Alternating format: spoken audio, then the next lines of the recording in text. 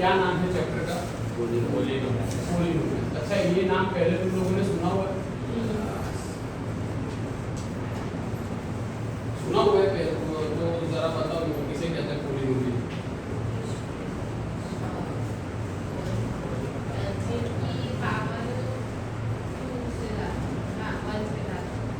Power ना हो तो पोलिनोमियल नहीं हो।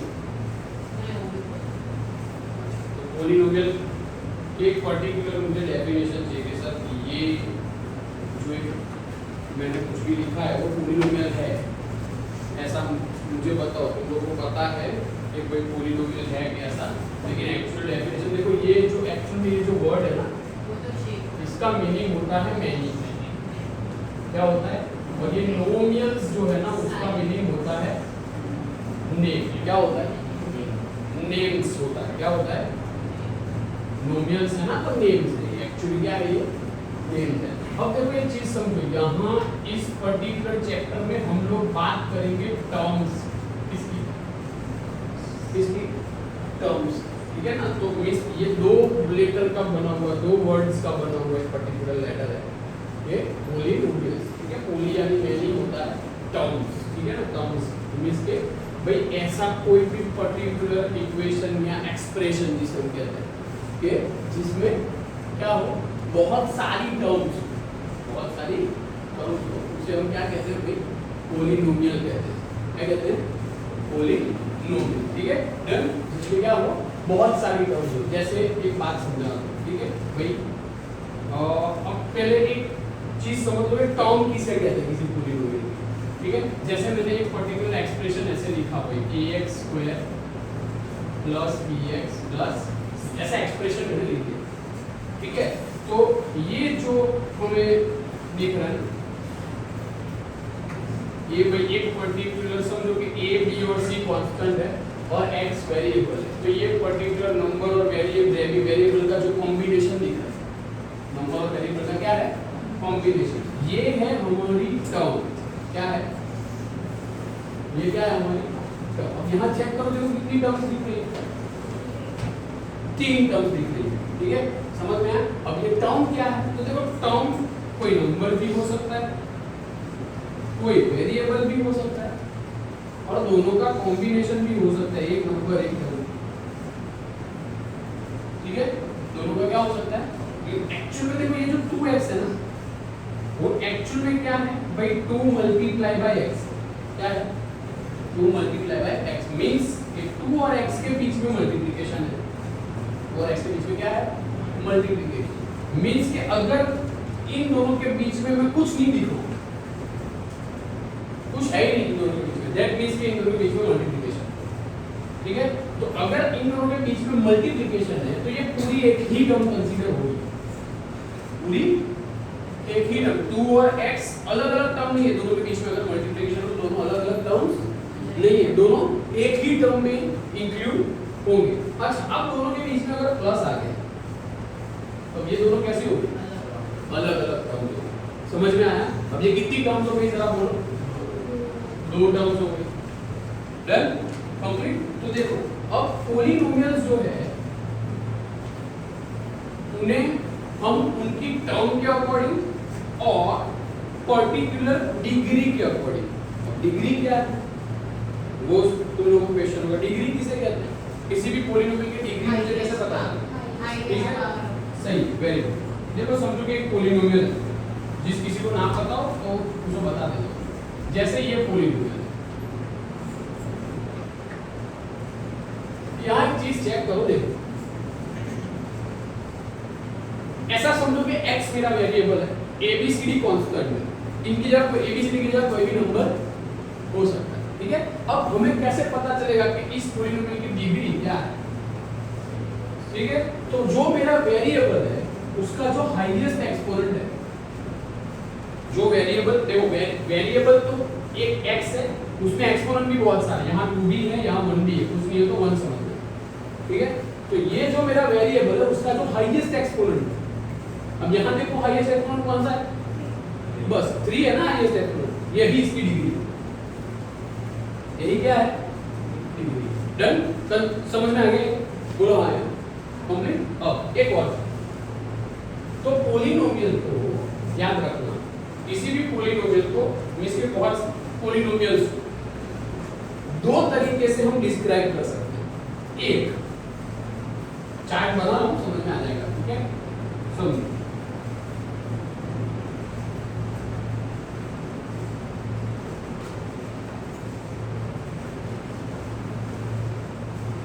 एक होते हैं नंबर ऑफ टर्म्स के अकॉर्डिंग, नंबर ऑफ, कैसे, नंबर ऑफ टर्म्स के अकॉर्डिंग, और दूसरा होता है डिग्री के अकॉर्डिंग। किसके अकॉर्डिंग?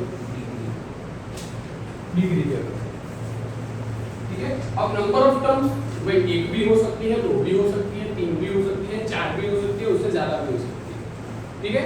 तो हमें पता है कि अगर किसी पॉलिनोमियल में एक टर्म हो, कितनी टर्म हो? एक ही, जैसे भाई ये है x³ है, ये है, ठीक है, एक टर्म, कितनी टर्म? एक। तो ऐसे पॉलिनोमियल को, ठीक है, हम कहेंगे मोनोमियल। क्या कहेंगे? पढ़े हुए हो, जस्ट खाली तुम लोग को थोड़ा सा रिवाइज करवा रहा हूं, क्योंकि तुम लोग आगे इसका कनेक्शन देखोगे। अच्छा, दो टर्म्स हो तो भाई x² + 7x हो गया। तो ऐसे पॉलिनोमियल्स को हम क्या कहते हैं? बाइनोमियल्स कहते हैं, ठीक है। उसके बाद 3 टर्म्स हो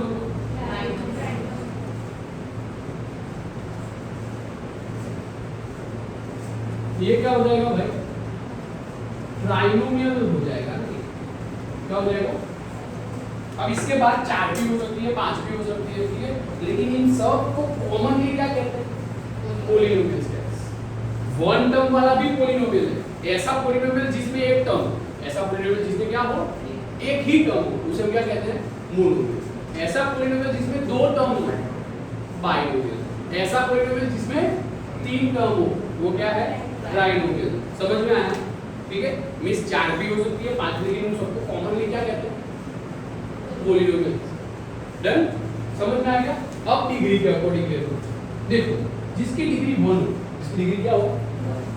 ऐसे पॉलिनोमियल का नाम है लीनियर पॉलिनोमियल। क्या कहते हैं इसको?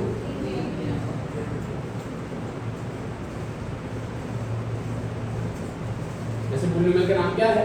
Linear polynomial. कोई पॉलिनोमियल अगर ऐसा है ax + b, भाई x की डिग्री 1 है, कंप्लीट, इसे क्या कहते हैं? Linear polynomial. किसी की डिग्री 2 है तो वो है हमारा क्या?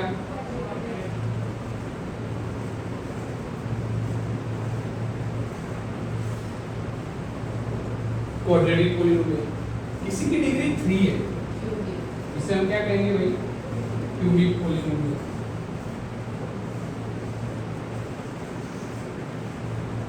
अच्छा, किसी की डिग्री 0, ऐसे पॉलिनोमियल को हम कहते हैं भाई जीरो पॉलिनोमियल। क्या कहते हैं? क्या कहेंगे? जीरो। ठीक है सर, ऐसा कैसा? किसी की डिग्री 0 कैसे हो सकती है? एक नंबर ले रहा हूं मैं 2, क्या ले रहा हूं? तो एक्चुअली देखो 2 को मैं ऐसे लिख सकता हूं 2x raised to 0। क्यों? हाँ, अगर किसी नंबर का एक्सपोनेंट क्या हो? 0 हो, तो एक्चुअल में किसी भी नंबर का एक्सपोनेंट वो 0 है ना, एक्चुअल में ये 1 रिप्रेजेंट कर रहा है। क्या कर रहा है?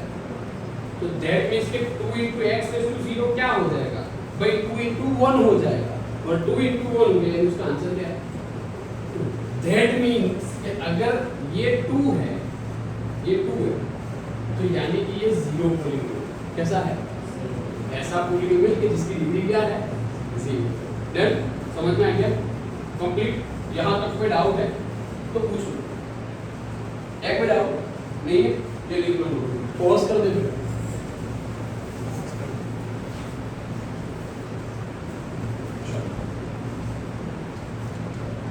तो यहाँ तक हो गया, ठीक है। अब देखो आगे,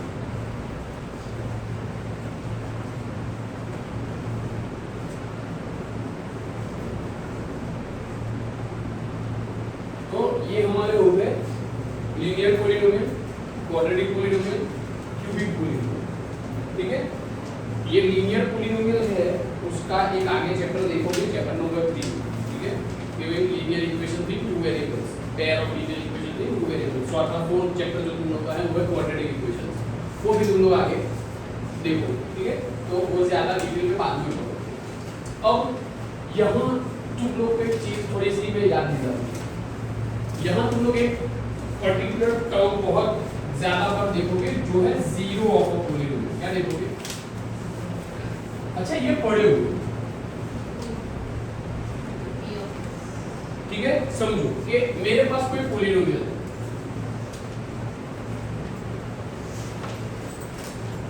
ठीक है। मुझे इस पॉलीनोमियल का जीरो फाइंड करना है, मुझे इस पॉलीनोमियल का जीरो फाइंड करने का मीनिंग क्या है कि इस वेरिएबल की ऐसी वैल्यू फाइंड करना कि जिससे ये आंसर जीरो हो जाए। क्या करना? ये जो वेरिएबल है उसकी ऐसी वैल्यू फाइंड करना कि जिससे ये, अगर मैं इसको सिंपलीफाई करूं तो आंसर क्या आ जाए? जीरो आ जाए। अब ये चीज तुम लोगों ने की हुई है, पहले की हुई है ना। कैसे? देखो क्या करते थे, अगर मुझे इस पॉलीनोमियल का जीरो फाइंड करना है तो हम क्या करते थे कि भाई ऐसे सपोज कर लिया कि भाई p ऑफ x को ले लो जीरो, यानी कि 3x + 2 इक्वल क्या हो गया? जीरो हो गया। तो x इक्वल आ जाएगा -2/3। दैट मींस कि अगर मैं यहाँ x की वैल्यू -2/3 रखूंगा तो आंसर क्या आ जाएगा? जीरो। समझ में आया? ये किया होगा 9th स्टैंडर्ड, ठीक है। क्वाड्रेटिक पॉलीनोमियल के भी जीरो होते हैं और क्यूबिक पॉलीनोमियल के भी जीरो होते हैं, ये तुम लोग अब सीखोगे। लीनियर पॉलीनोमियल के जीरो तुम लोगों ने फाइंड करना सीख लिया है। ये रहा, चेक करते थे, याद करो तुम लोग को सेकंड चैप्टर अगर याद हो तो, कि भाई x की जगह 2 रखो और फिर देखो कि भाई ये इसका जीरो है या नहीं, अदरवाइज डायरेक्टली बोल देते थे कि जीरो फाइंड, ठीक है। अच्छा, दूसरी एक चीज कि तुम लोग किसी क्वाड्रेटिक पॉलीनोमियल को फैक्टराइज करते थे, याद है? याद करो, मिडलटन स्प्लिट मेथड की होगी। यह कि भाई जैसे समझो कि हमें दे दिया है एक पॉलीनोमियल, कोई भी ऐसा पॉलीनोमियल दे दिया, ठीक है, px 2x + 1। तो क्या करते थे कि भाई देखो 1 1 जा 1 के ऐसे फैक्टर जिसका प्लस क्या होना चाहिए? एडिशन 2 होना चाहिए, ठीक है। फिर इसको फैक्टर हम बनाते थे, फिर क्या करते थे भाई x + 1 हो जाता और x + 1 हो जाता। ज्यादा डिटेल वाली प्रोसेस में अभी नहीं जा रहा, वैसे भी करना ही होगा, ठीक है। तो बाद में तुम लोगों को समझ में आ जाएगा। बस यहाँ तक करके तुम लोग छोड़ देते थे अगर याद हो तो, फैक्टराइज करके, याद है? ठीक है। अब यहाँ से तुम लोगों को थोड़ा आगे बढ़ना है, ठीक है। यहाँ फैक्टराइज करके छोड़ देते थे ना, यहाँ ऐसा नहीं करना 10th स्टैंडर्ड में। वहाँ 9th स्टैंडर्ड में फैक्टराइज करके क्या कर देते थे? छोड़ देते थे। यहाँ तुम लोग को ऐसा नहीं करना, यहाँ छोड़ नहीं देना, यहाँ तुम लोग को जीरो फाइंड करना है। मींस के तुम लोग को एक्चुअल x की वैल्यू क्या करनी है? फाइंड करनी है। समझ में आया? ठीक है। तो जिसको ये समझ में आ गया होगा उसका तो बहुत ज्यादा कोई इशू होगा नहीं, लेकिन जिसको नहीं आया है उसको भी समझा दूंगा, ठीक है। अच्छा, अब देखो एक और चीज तुम लोग को समझा रहा हूं, ठीक है, थोड़ा सा ध्यान रखना। एक चीज हमेशा याद रखना कि कोई भी पॉलीनोमियल हो ना, उसकी जितनी डिग्री होती है ना उतने उसके नंबर ऑफ जीरोस होते हैं। जितनी डिग्री होती है उसके उतने क्या होते हैं? Number of zero. जैसे लीनियर पॉलीनोमियल, लीनियर पॉलीनोमियल की डिग्री क्या है? लीनियर पॉलीनोमियल की डिग्री 1, तो नंबर ऑफ जीरोस भी कितने होंगे? 1। जैसे समझाओ, देखो कि कोई पॉलीनोमियल है, लीनियर पॉलीनोमियल, ठीक है। इसका मुझे एक ही जीरो मिलेगा, कौन सा? -1/4। सही है? क्यों? क्योंकि ये लीनियर पॉलीनोमियल है, इसकी डिग्री 1 है, तो जीरो कितने मिलेंगे मुझे? सिर्फ एक ही जीरो मिलेगा। समझ में आया? अब ऐसे ही क्वाड्रेटिक पॉलीनोमियल के कितने जीरोस मिलेंगे? 2, क्योंकि डिग्री कितनी है? 2। क्यूबिक के उससे ज्यादा हो तो 4 डिग्री वाला पॉलीनोमियल होगा, 4 जीरोस मिलेंगे, ठीक है। समझ में आया ना क्या बोल रहा हूँ? जितने उसकी डिग्री पॉलीनोमियल की उतने नंबर ऑफ उसके क्या होंगे? जीरोस होंगे। समझ में आ गया? कंप्लीट हो गए? बस। तो अब देखो यहाँ तुम लोग देखोगे कि लीनियर पॉलीनोमियल कभी-कभी पूछ लेते हैं, एक मान इसका जीरो क्या है वो मैं तुम लोगों को समझा सकता हूँ। जनरली जो तुम लोग देखोगे वो हमें करना है क्यूबिक पॉलिनोमियल्स, क्वाड्रेटिक पॉलिनोमियल्स के जीरोस फाइंड करना, और उन जीरोस, ठीक है भाई, वो जो जीरोस है बराबर, और उसके जीरोस का सम और प्रोडक्ट फाइंड करना, फिर उनका रिलेशनशिप फाइंड करना, ये हमें करना है इस चैप्टर में, ठीक है। पूरा चैप्टर इसी के ऊपर बेस्ड है। अब देखो जीरोस फाइंड करने के लिए मींस के तुम लोग जब क्वाड्रेटिक पॉलिनोमियल को फैक्टराइज करते थे तो तुम लोग क्या करते थे, याद करो, फैक्टर बना के दो टर्म में मिडिल टर्म को क्या कर देते थे, स्प्लिट कर देते थे। अब ये जो स्प्लिट करना है ना, ये दो चीजों के ऊपर डिपेंडेंट है, एक तो जो फैक्टर हम बना रहे हैं उसके ऊपर, और उन फैक्टर्स की साइन के ऊपर, किसके ऊपर, प्लस है या माइनस है। अब समझा आप देखो कैसे, ठीक है। मुझे पॉलिनोमियल को फैक्टराइज करना है, क्या करना है, किसी पॉलिनोमियल को मुझे क्या करना है, अभी मैं क्वाड्रेटिक पॉलिनोमियल की बात कर रहा हूं, ठीक है। मेरे पास एक क्वाड्रेटिक पॉलिनोमियल है,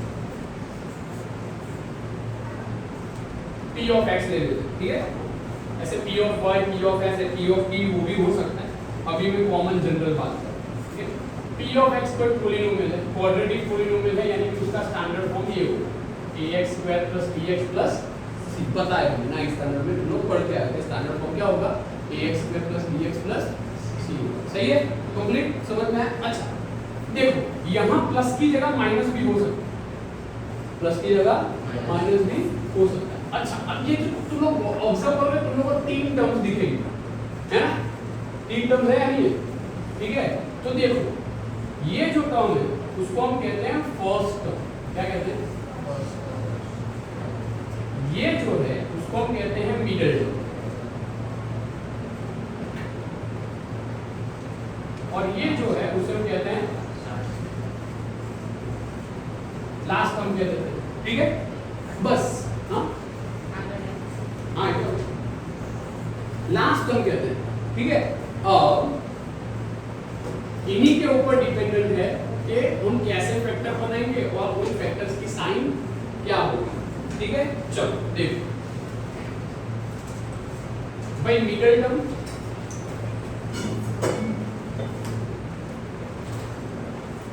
और लास्ट टर्म, मिडिल टर्म और लास्ट टर्म। अगर मिडिल टर्म प्लस है और लास्ट टर्म भी प्लस है, अगर मिडिल टर्म क्या है, प्लस है, और लास्ट टर्म भी प्लस है, तो याद रखना कि भाई जो दो फैक्टर्स हम बना रहे हैं एक को स्प्लिट करके, वो दोनों ही कैसे आएंगे, प्लस और प्लस, दोनों ही कैसे आएंगे, प्लस, ठीक है। अच्छा नेक्स्ट, अगर दोनों ही माइनस है, दोनों ही कैसे हैं, यानी मिडिल टर्म भी माइनस और लास्ट टर्म भी माइनस, तो पहला फैक्टर माइनस आएगा, यानी बड़ा फैक्टर। जैसे भाई दो फैक्टर मिले हमें, 3 2 6, तो 3 बड़ा है ना, तो बड़ा फैक्टर क्या आएगा, माइनस, और छोटा फैक्टर क्या आ जाएगा भाई, प्लस आ जाएगा। समझ में आया, बोलो हाँ यार। अच्छा अब नेक्स्ट, पहला मिडिल टर्म वाला फैक्टर प्लस, और ये वाला फैक्टर क्या है, लास्ट टर्म वाला, लास्ट टर्म माइनस है, मिडिल टर्म प्लस है और लास्ट टर्म क्या है, कुछ नहीं करना, बस सेम ही सेम सीक्वेंस में क्या कर देना है, ठीक है। अब कौन सी सिचुएशन बची, अगर ऐसा है तो दोनों फैक्टर कैसे आएंगे, समझ में आया, बोलो हाँ यार, ठीक है भाई, ओके। तो ये चार चीजें तुम लोगों को याद रखनी है, जब भी फैक्टर बनाएंगे तब वहां मत करो, ठीक है। जब भी फैक्टर बनाएंगे तो ये चार चीजें तुम्हें क्या करनी है, याद रखनी है, ठीक है। कंप्लीट, समझ में आया, है कोई डाउट, बोलो हाँ यार, ओके।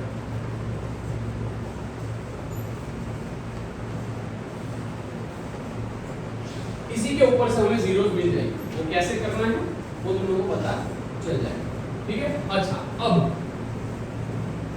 इन जीरोस के बीच का रिलेशनशिप भी प्रूव करना है, क्या करना है, अब ये कैसे होगा, तो कि भाई देखो दो जीरोस मिलेंगे, उन जीरोस का सम फाइंड करना है और उन जीरोस का प्रोडक्ट फाइंड करना है, ठीक है। अब उसके लिए है फॉर्मूला, ठीक है, देखो अगर समझो कि एक पॉलिनोमियल है, उसका एक जीरो है अल्फा और दूसरा जीरो है बीटा, एक जीरो क्या है अल्फा और दूसरा जीरो है बीटा, तो उसके लिए देखो ये मेरा पॉलिनोमियल है, समझ लो स्टैंडर्ड फॉर्म लिख रहा हूं, प्लस माइनस अभी नहीं लिख रहा, इसमें प्लस माइनस की जरूरत थी इसलिए लिखा हुआ, ठीक है, ये हमारा पॉलिनोमियल है, क्वाड्रेटिक पॉलिनोमियल हमारा ऐसा, ठीक है, इसमें हमें सम ऑफ जीरो फाइंड करना है, क्या करना है, जीरोस का क्या करना है सम, यानी एक जीरो मेरा अल्फा है और दूसरा जीरो क्या है भाई बीटा, और इन दोनों का हमें क्या करना है सम फाइंड करना है, फार्मूला बहुत इजी है, माइनस बी अपॉन ए, क्या है माइनस बी अपॉन ए, ठीक है। अच्छा यहाँ चेक करो, देखो माइनस बी किसका कोएफिशिएंट है, बी को किसका कोएफिशिएंट, एक्स का कोएफिशिएंट, तो बस यही लिखना है, शॉर्ट में लिख दोगे पूरा नहीं लिखोगे तो भी चल जाएगा, कोई प्रॉब्लम नहीं, ठीक है, और ये हो जाएगा कोएफिशिएंट ऑफ एक्स, सही है, कंप्लीट। नेक्स्ट है प्रोडक्ट ऑफ जीरो, क्या है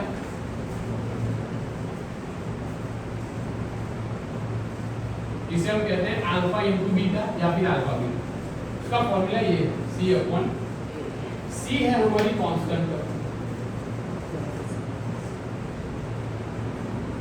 और ये जो है हमारा क्या है अभी कोएफिशिएंट ऑफ एक्स, कंप्लीट, समझ में आ गया, ये दो फॉर्मूला याद रखना, ओके। फिर रिलेशनशिप को प्रूव कैसे करनी है तो वो तो मैन्युअली भी करना है हमें, प्लस माइनस करके और मल्टीप्लिकेशन करके, वो जब आएगा तब वो देखेंगे, डन, ओके। अच्छा अब नेक्स्ट, अब अगर हमें अल्फा प्लस बीटा यानी कि सम ऑफ जीरो और alpha beta product of zero, ये दोनों दे दिए, ये दोनों क्या किया है दे दिए, मींस अगर ये दिए हुए और हमें बोले कि क्वाड्रेटिक पॉलिनोमियल फाइंड करो, क्या करो क्वाड्रेटिक पॉलिनोमियल क्या करो फाइंड, ठीक है, तो कैसे होगा, बहुत इजी है, सिर्फ तुम लोग को एक चीज याद रखनी है, बस ये तुम लोग याद रख लो,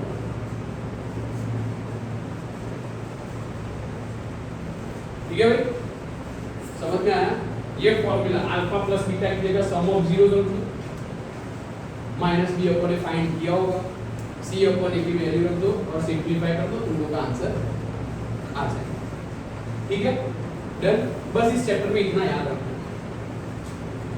ठीक है, 6 या 8 मार्क्स का चैप्टर है, 6 या 8 मार्क्स का, बेसिक वालों के लिए भी, स्टैंडर्ड में भी कुछ इतना ही है, 5 या 7 मार्क्स का, ठीक है। अब देखो यहाँ एक चीज तुम लोगों को समझा, ठीक है, फर्स्ट एक्सरसाइज जो तुम लोग की है ना, उसमें तुम लोग एक चीज देखोगे कि तुम लोग को ग्राफ्स दिए, उसके पहले एग्जांपल 1 भी दिया है, उसमें तुम लोग एक चीज देखोगे, तुम लोग को ग्राफ्स दिए, ठीक है, अलग अलग ग्राफ्स ऐसे कुछ शेप्स करके दिए होंगे और तुम लोग को बोलेंगे कि इसके नंबर ऑफ जीरोस क्या करो फाइंड करो, अब हाँ अब समझो, देखो ये p ऑफ x टाइप का ग्राफ है, कैसा अभी तुम लोगों ने किया ना वो p ऑफ x टाइप के ग्राफ, ठीक है। अब इस केस में देखो तुम लोग कैसे पता चलेगा इसके नंबर ऑफ जीरोस कितने आएंगे, बहुत इजी है, ये जो ग्राफ है वो x एक्सिस को जितनी बार इंटरसेक्ट करेगा, जितनी बार क्या करेगा, सिर्फ x एक्सिस की बात कर रहा हूं मैं, x एक्सिस तो पता है ना, ये x एक्सिस किसे कहते हैं, जो हॉरिजॉन्टल लाइन है उसे क्या कहते हैं x एक्सिस, और वर्टिकल लाइन है उसे क्या कहते हैं y एक्सिस, बस तुम लोग को यही चेक करना है कि भाई ये जो मेरा ग्राफ है वो x एक्सिस को कितनी बार इंटरसेक्ट कर, यहाँ इस केस में जरा देखो x एक्सिस को कितनी बार इंटरसेक्ट कर, 2 बार, तो इसके नंबर ऑफ जीरोस क्या आएंगे, समझ में आया, कंप्लीट, है कोई डाउट नहीं। अच्छा अब कभी कभी क्या होता है कि ऐसा पूछ लेते हैं कि इसके पॉजिटिव जीरोस कितने, इसके पॉजिटिव जीरोस कितने, तो अब देखो जीरोस तो पता है, वो क्या पता है कि भाई x एक्सिस को इंटरसेक्ट करेगा जितनी बार वो हमारे, अब इस केस में हमें पॉजिटिव और नेगेटिव भी पता होना, ठीक है भाई, ये जो ओरिजिन है उसकी राइट साइड सारा पॉजिटिव है, ठीक है, तो अगर पॉजिटिव जीरो सिर्फ पूछा हो तो कितने आएंगे, एक ही आएगा, समझ में आया? बोलो हाँ आया। याद रहेगा कंप्लीट? बस तो तुम लोगों को एग्जांपल 1 और एग्जांपल 2 में यही काम करना है। देखो एग्जांपल 1 और एक्सरसाइज 1.2.1 उसमें देखो चेक करो ग्राफ दिए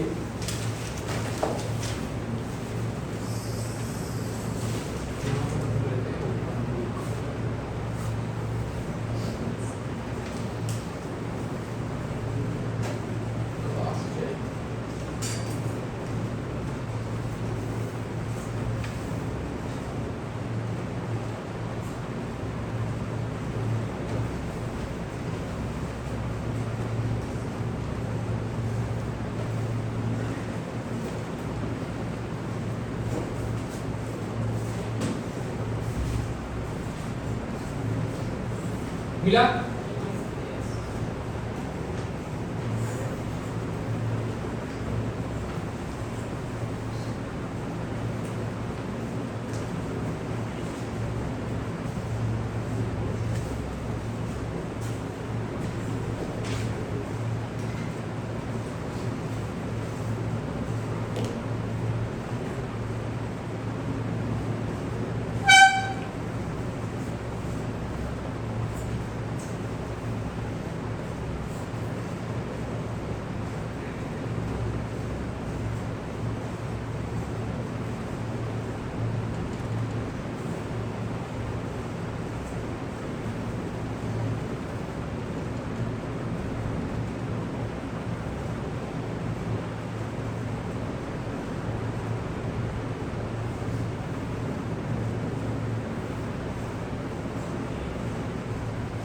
ठीक है चलो देख एग्जांपल कौन सा है 1 ठीक है। ये ग्राफ बहुत ज्यादा कुछ काम के नहीं है इसलिए नहीं करवा रहा हूँ ठीक है। बाकी चलो ग्राफ ड्रॉ करने वाला जो है ना वो ऐसे पूछते हैं। चलो ये देखो एग्जांपल 1 हमारा ठीक है। क्या दिया है एग्जांपल 1 में तो भाई look at the graph in the figure as shown below each is the graph y is equal to p of x and p of x is a polynomial for each of the graph find the number of zeros of p of x। बस इसके लिए हमें क्या करना है number of zeros find करना है। अब मैंने बोला कि y is equal to p of x type का ग्राफ है यानी कि क्या करना है कि भाई x एक्सिस को ये ग्राफ जितनी बार इंटरसेक्ट कर रहा है वो उसके क्या है जीरोस। ये पहला देखो कितनी बार x एक्सिस को इंटरसेक्ट कर रहा है तो नंबर ऑफ जीरोस कितने होंगे। सेकंड वाला थर्ड 3 4 एक ही बार है ना देखो ये ठीक है। ये सिर्फ एक ही बार इंटरसेक्ट कर रहा है इस पॉइंट पर यहाँ देखो ये यहाँ पर इंटरसेक्ट कर रहा है ठीक है। फिर यहाँ कितने 4 है। अब देखो ऐसा कोई ग्राफ दिया और तुम लोग को ऐसा find the number of positive zero number of positive zero कितने इसके कितने 3 है। 3 बार इंटरसेक्ट हो रहा है ना ये देखो एक तो ये रहा उसके बाजू में और ये रहा 3 ठीक है। नंबर ऑफ जीरोस कितने हैं 3 समझ में आया ठीक है। बस यही तुम लोग को इस एक्सरसाइज में भी काम करना है सेम टू सेम। अब देखो करना है कैसे वो तुम लोग को बता दूं। ग्राफ ड्रॉ करना है और उसके नीचे आंसर लिखना है। समझ में आया मैं क्या बोल रहा हूँ। ग्राफ ड्रॉ करना और उसके नीचे क्या करना है आंसर लिखना। ये याद रखना ठीक है। तो पहले ये लिख लो उसके बाद चलो ये तुम लोग का इंट्रोडक्शन है उसके बाद तुम लोग का चैप्टर स्टार्ट होगा ठीक है। देखो एग्जांपल 2 बस यही यहाँ से तुम लोग का ये पूरा चैप्टर बहुत ज्यादा इंपॉर्टेंट ठीक है। देखो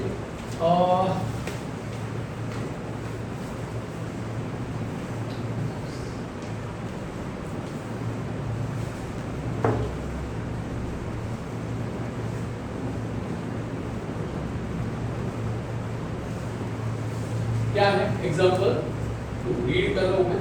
find the zeros of a quadratic polynomial x² + 7x + 10 and verify the relationship between the zeros and their coefficient।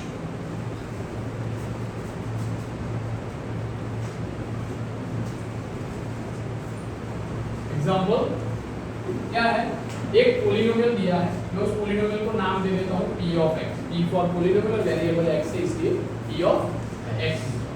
क्या है पॉलिनोमियल हमारा भाई x square plus 7x plus,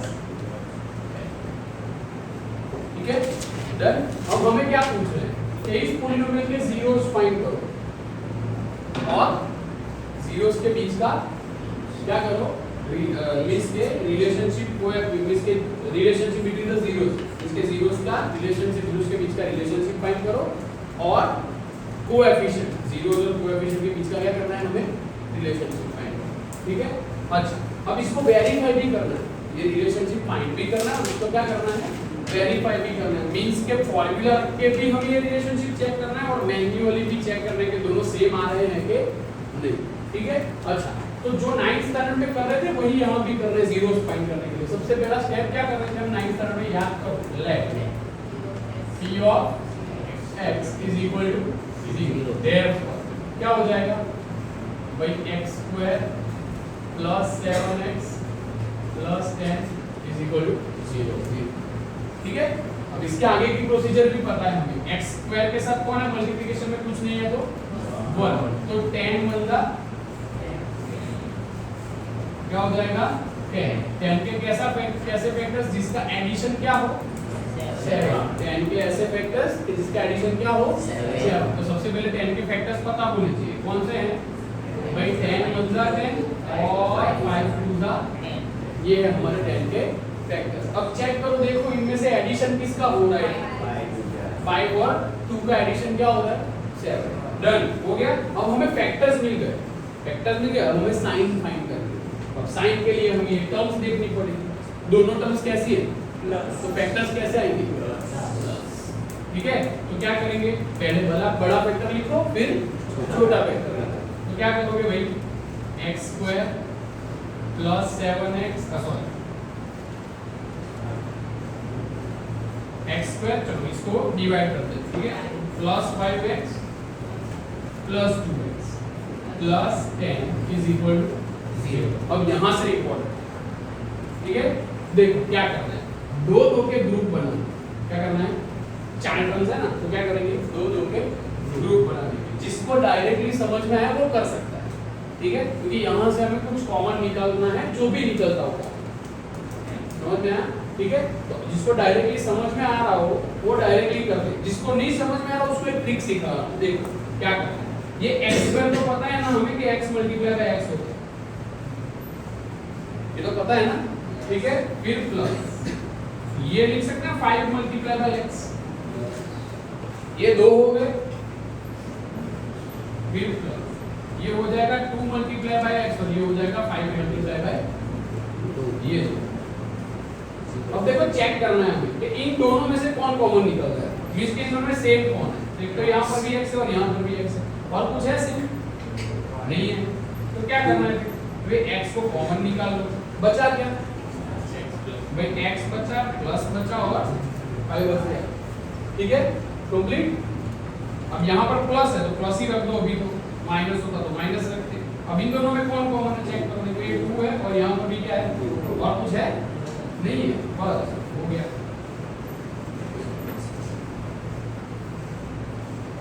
done.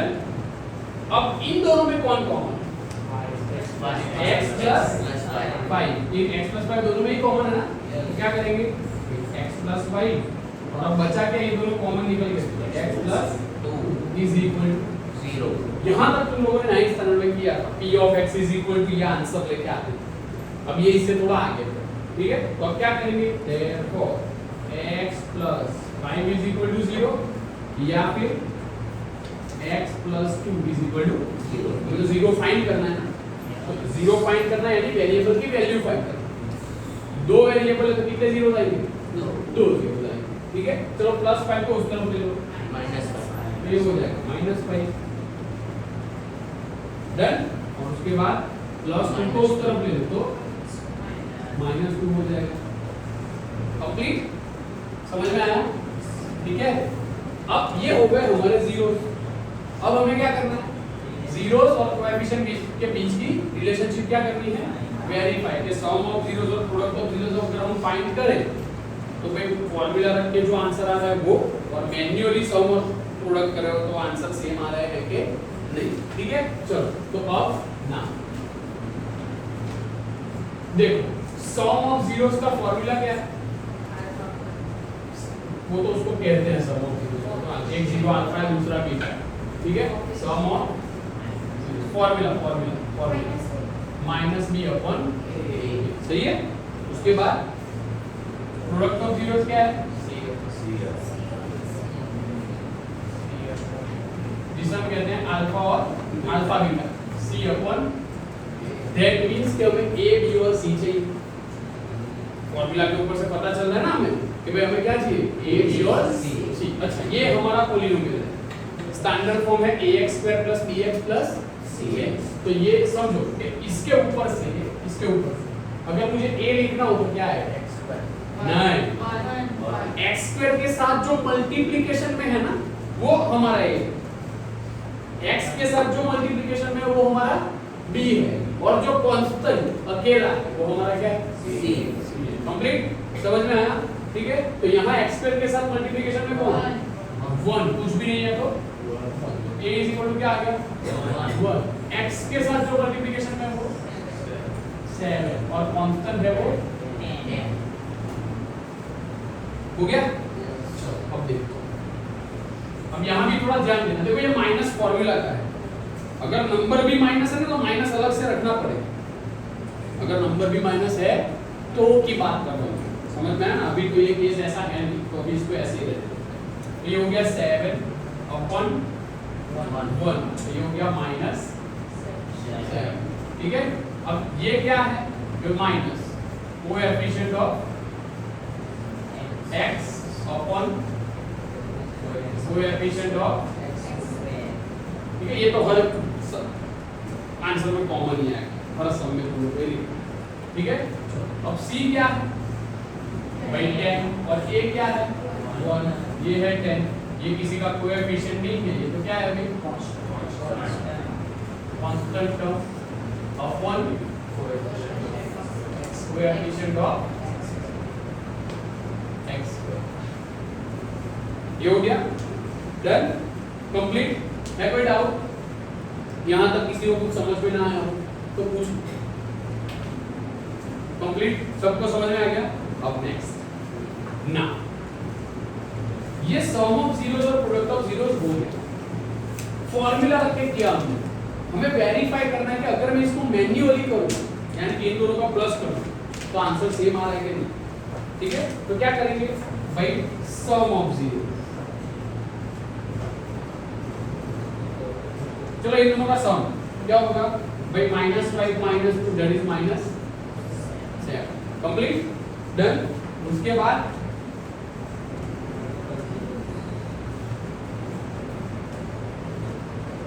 क्या करना है इन दोनों का प्रोडक्ट यानी मल्टीप्लिकेशन। मल्टीप्लिकेशन का जो आंसर आता है ना उसको प्रोडक्ट कहते हैं।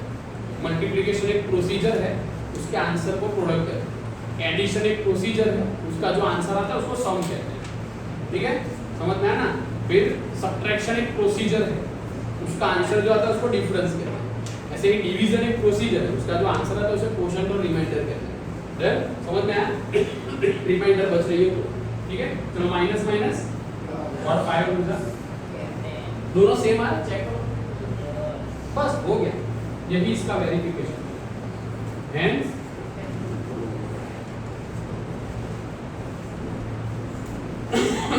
आया समझ में, कोई डाउट किसी को कुछ ना समझ में आया वैसा, सबको समझ में आया, कंप्लीट हो गए। तो ये क्या हो गया, क्या है ये, find the zeros of the polynomial and verify the relationship between the zeros and their coefficient। इसके दो सेक्शन है इस क्वेश्चन में। एक तो find the zeros, find the zeros, सिर्फ ऐसा पूछा हो कि जीरोस फाइंड करो, तो यहां तक करके सब कंप्लीट हो। सिर्फ ऐसा पूछा है कि वेरिफिकेशन करो, तो यहां से स्टार्ट करके यहां कंप्लीट कर दो।